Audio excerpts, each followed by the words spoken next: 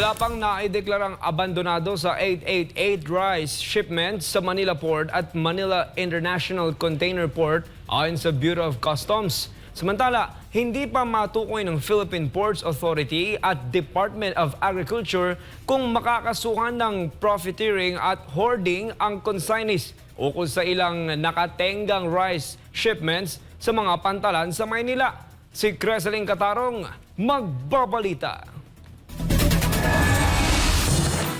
Sa datos ng Philippine Ports Authority o PPA, nasa mahigit 888 container vans na naglalaman ng tinatayang mahigit 20 milyong kilo ng imported na bigas ang nasa container yards ng mga pantalan sa lungsod ng Maynila. Ayon kay Bureau of Customs spokesperson at Assistant Commissioner Attorney Vincent Philip Maronilla, sa ilalim ng batas, ang mga importer ay binibigyan ng 30 araw upang kunin ang kanilang mga kargamento matapos ang pagbabayad ng buwis at iba pang bayarin. Kapag nananatili o hindi na-claim ang kargamento pagkatapos mabayaran ang duties at taxes sa loob ng 30 days, ay maaari nang ideklara itong abandonado. Bayad na po yung mga shipments na yun ng duties and taxes, clear na po ng customs on.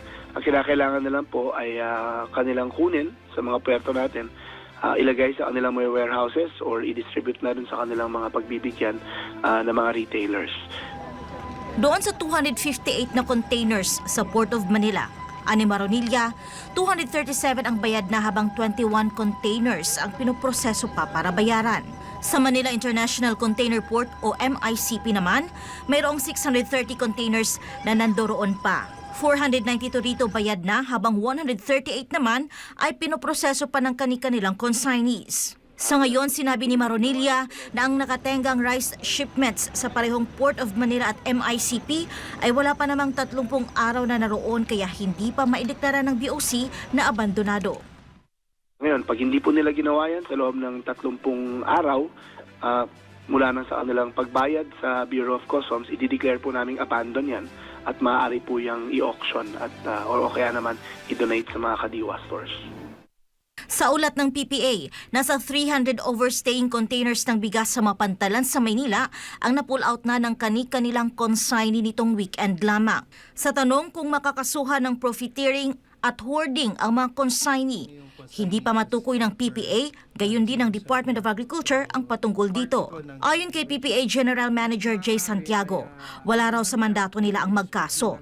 Gayunman, may nakikitang rason ng PPA kung bakit hindi agad kinuha ng mga consignee ang mga container na naglalaman ng bigas.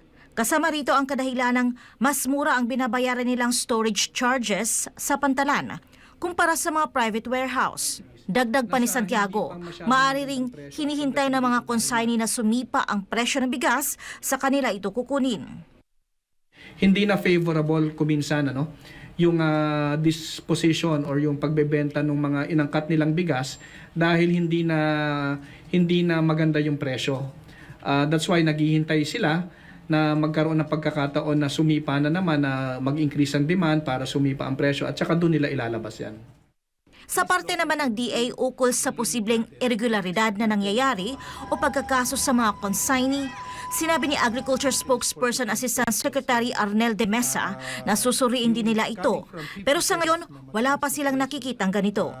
We'll let the proper authorities to handle that. On the part ng DA, kasi kami ang concern namin, sanitary and phytosanitary import clearances.